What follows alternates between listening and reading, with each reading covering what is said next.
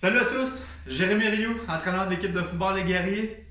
Petite vidéo aujourd'hui pour la gang du sport-études à la demande de l'excellente Nathalie Desjardins qui m'a demandé de faire une petite capsule vidéo sur 3 gestes techniques de base qu'on voit au football. Juste avant, j'aimerais ouvrir une petite parenthèse qui est super importante pour toi l'athlète. En ce moment, tu es loin de la compétition, tu es loin de ton terrain, de ton aréna, peu importe le sport que tu fais. Mais ce que je veux te dire, c'est que ça ne veut pas pour autant dire que tu ne peux pas t'améliorer dans ton sport. Il y a plusieurs autres facettes de ta personne que tu peux améliorer, même si tu es loin de la compétition en ce moment, puis en plus tu as du temps pour le faire. À commencer par la condition physique, de ta condition physique. Tu peux la travailler sur plusieurs aspects différents. Ton cardio, l'endurance, ta force, ta vitesse qui va donner de la puissance dans ton sport, ta flexibilité, ton équilibre, des trucs qu'on travaille un petit peu moins souvent. Que moi j'ai délaissé des fois quand j'étais un peu plus jeune, que je mettais de côté, puis qu'aujourd'hui je vois que ça a de l'importance. Donc, tous ces trucs-là, tu peux les travailler, tu as du temps pour ça. Puis en plus, on sait tous, quelqu'un qui a une bonne condition physique, ben ça prévient des blessures. Surtout si, dans quelques semaines, quelques mois, on donne le OK pour faire ton sport. Et là, tu vas être super excité, tu vas arriver sur le terrain à 110%, c'est bien correct, mais tu vas t'exposer aux blessures si tu n'as pas une bonne condition physique. OK? Fait que c'est le temps de travailler ça. Deuxième aspect aussi, c'est le mental. Apprendre à mieux te connaître, visualiser aussi ta performance lors des matchs, qu'est-ce que tu pourras faire de mieux, qu'est-ce que tu fais de moins bien. Je disais juste avant, apprendre à te connaître. Tu peux sortir un papier crayon puis sortir tes forces-faiblesses. Forces-faiblesses en lien avec ton sport sur ta condition physique. Forces-faiblesses sur ta technique, ton mental, des choix tactiques que tu fais. Donc, tu apprends à mieux te connaître versus ton sport et c'est comme ça que tu t'améliores davantage. Un troisième point que tu peux travailler en dehors de la compétition, c'est ta technique. Okay? Des trucs que tu peux faire tout seul ou que tu peux faire à deux, un membre de ta famille ou en respectant la fameuse distanciation de 2 mètres. Donc, la technique, c'est super, super important. Puis là, des fois, j'en entends peut-être déjà dire « Oh, mais la technique, moi, pas besoin de ça. Quand j'arrive sur le court de basket, je shot du 3 points, ça rentre swish, je suis super bon. Ou quand j'arrive à l'arena, moi, j'ai des mains d'enfer, je joue tout le monde. Je suis talentueux. OK. Bravo, tu es talentueux, je suis content pour toi. Ben, va travailler ta condition physique. Parce que quand tu vas arriver à un niveau supérieur, puis là, je sais de quoi je parle, j'ai passé par là, du talent, tu vas voir que tu n'es pas le seul à en avoir. Okay? Puis l'athlète à côté de toi, ce qui peut faire la différence entre toi et lui, entre retranché ou peu importe, des situations de jeu que tu peux être plus sur le terrain, ben c'est justement parce que tu as une meilleure condition physique et un meilleur mental. Puis là, ben, tu as le temps de travailler parce que de toute façon, tu ne peux pas faire de compétition pour l'instant. Okay? Donc, c'est super, super important le message que je voulais te dire aujourd'hui. Il n'y a pas d'excuse, tu as du temps, ça te prend de la motivation, go, vas-y. On ferme la parenthèse, je reviens à mes 3 gestes techniques de base au football. On a l'attraper, le lancer et le botter. En fait, il en existe 4. Le 4e, c'est le plaqué qu'on ne verra pas ici aujourd'hui. Donc, l'attraper, c'est important de placer nos mains en forme de triangle comme c'est ici pour qu'on puisse je vais chercher mon ballon pour qu'on puisse avoir la pointe du ballon qui rentre dans mon triangle. Okay? Si le ballon est en haut de mes hanches, sur le côté ici, en haut de ma tête, sur le côté ici, je garde mon triangle le plus possible. Et si le lancer s'approche de moi et en bas de mes hanches, je viens former une espèce de panier avec mes mains en collant mes petits doigts ensemble. Puis je garde ça en bas de mes hanches ici pour venir accueillir le ballon. D'accord? Si je suis de côté, que je cours, et que le ballon est encore une fois en haut de mes hanches, hop, j'ai encore mon triangle qui est ici, en haut de ma tête, même derrière, ça peut arriver. Les carrières ne sont pas parfaits, d'accord?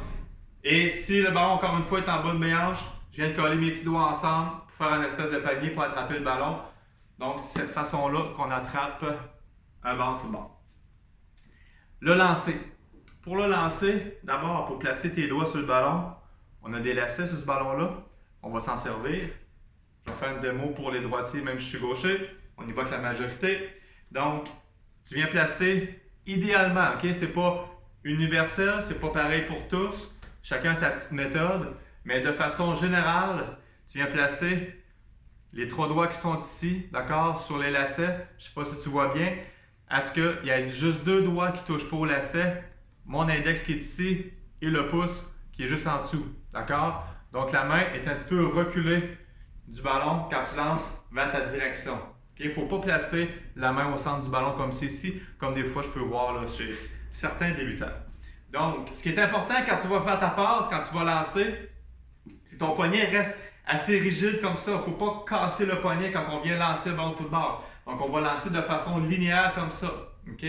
Et là, comme tout geste technique de lancer, que ce soit le baseball ou peu importe ce que tu peux lancer comme projectile, bien évidemment, l'épaule opposée du bras qui ne lance pas pointe ta cible. Et là, quand on vient lancer le ballon de football, on vient passer le ballon juste en haut de l'oreille comme c'est ici. Et là, ce que je disais un instant, quand tu vas lancer, hop, ton poignet va rester droit comme ça ici. Tu vas finir ton lancer sur le côté de ta hanche opposée. D'accord? Tu vas lancer comme ça ici, hop, et on termine sur le côté ici. D'accord? Et la dernière partie de ta main qui va toucher au ballon lors du lancer, c'est l'index. Je vais essayer de m'approcher un peu pour que tu vois bien. Quand je vais lancer mon ballon, hop, l'index qui est ici, là, c'est la dernière partie de ma main qui touche au ballon pour venir propulser le ballon, pour me donner une petite vrille au ballon qu'on appelle souvent le cigare. D'accord? Donc, c'est l'index qui touche en dernier au ballon quand tu lances ton ballon de football. Le troisième et dernier geste technique, c'est le botté. Là, le botté, c'est certain qu'il y en a trois différents au football. Tu as le botté d'envoi, en début de match, en début de demi ou après un toucher, c'est-à-dire après la transformation qui a suivi un toucher. Ensuite, on a le botté de transformation, justement. Transformation de 3 points entre les poteaux ou après un touchdown, un toucher. Et ces deux bottées-là se ressemblent parce que le ballon est au sol. La grosse différence entre les deux, c'est que le botté d'envoi, on va se prendre 5 à 6 pas d'élan pour venir faire le botté. Tandis que le botté de précision, seulement 3 pas est nécessaire, étant donné qu'on a 12 joueurs défensifs qui mettent de la pression, qui veulent bloquer le botté. Donc, on n'a pas le temps de prendre 5-6 pas d'élan comme on le fait sur un botté d'envoi.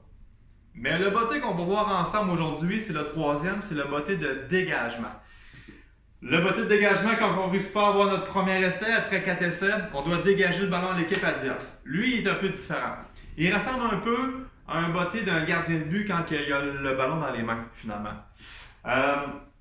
Ce que tu vas devoir faire, ce que tu dois savoir surtout, et là, je vais faire l'exemple pour quelqu'un qui bat de la jambe droite comme moi, mais tout ce que je vais dire, tu le transfères à l'opposé si tu bats de la jambe gauche. Okay?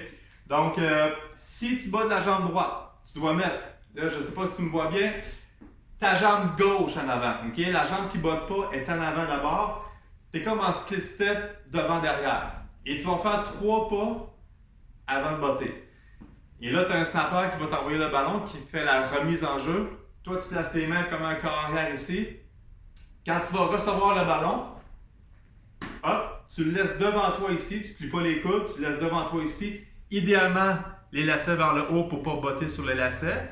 Mais ça, c'est un petit luxe.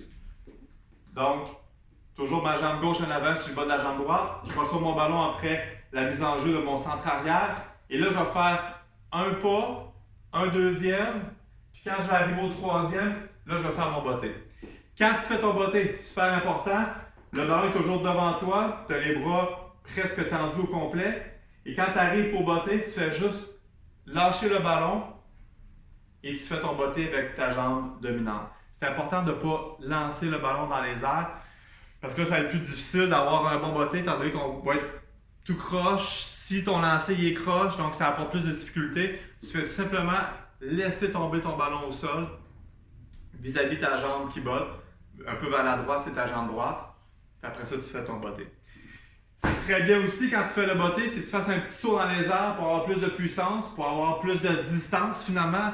Le but d'avoir un bon botté de dégagement, c'est d'envoyer l'équipe adverse le plus loin possible pour gagner la bataille du positionnement sur le terrain. Donc quand je fais mon botté, hop, j'ai mon petit saut à la fin pour envoyer plus de puissance à mon ballon, pour avoir un meilleur transfert de poids.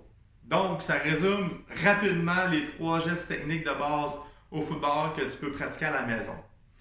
En terminant, juste te dire que même si tu es loin des terrains, même si la compétition te manque, il y a plusieurs aspects de ton jeu qui peuvent continuer à être travaillés. Je l'ai parlé tantôt.